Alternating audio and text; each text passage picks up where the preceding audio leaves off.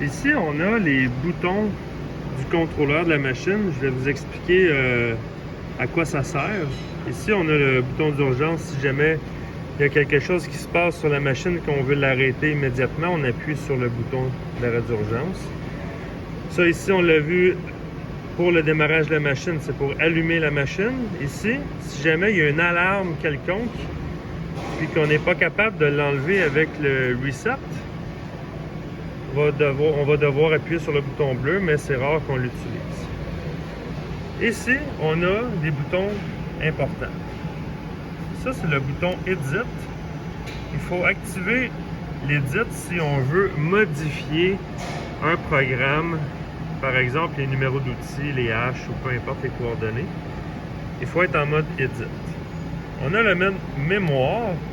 Ça, c'est vraiment pour exécuter le programme en faisant Cycle Start. Si on veut l'exécuter, c'est en mode mémoire. Le mode tape, on l'utilise à quelques occasions où est-ce que le programme est trop gros pour rentrer dans la mémoire de la machine. Alors, on va y aller en mode drip feed qu'on appelle. Ça veut dire que le programme est sur le réseau d'acquisition scolaire et le système de communication va envoyer ligne par ligne les lignes d'usinage à effectuer et ils vont s'effacer automatiquement. Fait qu'en mode tape, il n'y a aucun enregistrement de programme dans la mémoire. C'est vraiment comme le programme qui se défile ligne par ligne. MDI, très important aussi, c'est pour faire nos commandes manuelles quand on est en montage en setup. Le bouton REF, c'est pour faire le zéro retour des axes au besoin, soit en X, Y ou Z.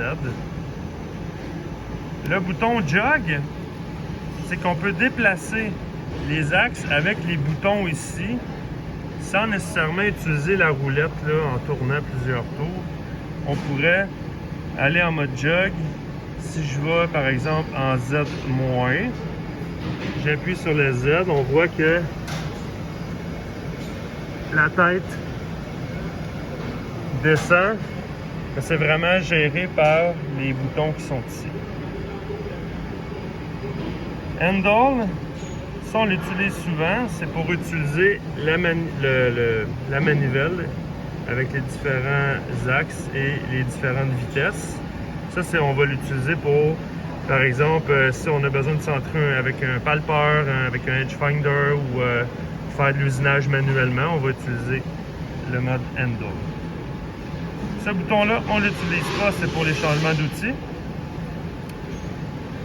On a le bouton Cycle Start qui est pour démarrer le programme. On a le Cycle Stop qui est pour arrêter le programme. Comme que je disais tantôt, ces boutons-là servent au mode jog. On pourrait appuyer sur rapide en même temps d'un axe pour le bouger rapidement. Le 5, on n'a pas de 5e axe, fait qu'on ne l'utilise pas.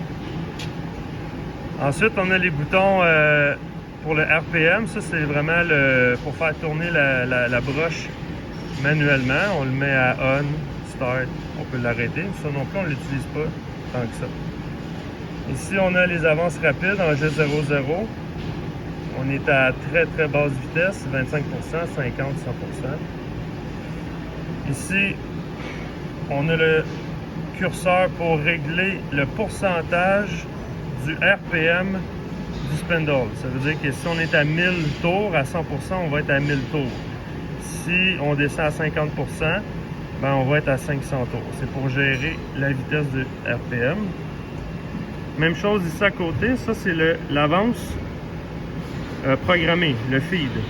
Ça veut dire que si j'ai une avance de 10 pouces par minute à 100%, je vais avancer à 10 pouces par minute. Si je le mets à 50%, je vais me déplacer à 5 pouces par minute.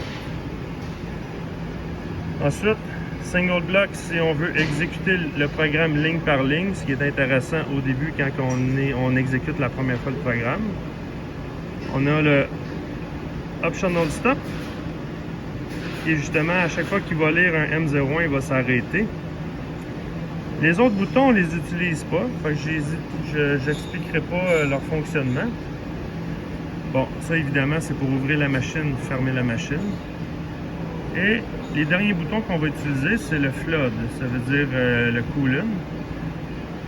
On peut l'arrêter pour mieux voir dans la machine. Mettons qu'un outil qui s'approche, il y a trop de coolant, on peut le mettre à off. Comme ça, on arrête le coolant, puis on le remet à on pour le réactiver. Alors ça, c'est les boutons pour la machine. Et pour terminer, le dernier bouton très important, Door Open Request. Ça, c'est pour ouvrir les portes. Là, présentement, les portes sont fermées. Ils sont barrés. On va appuyer une fois sur Door Open Request et on est capable d'ouvrir les portes. Et voilà pour les boutons.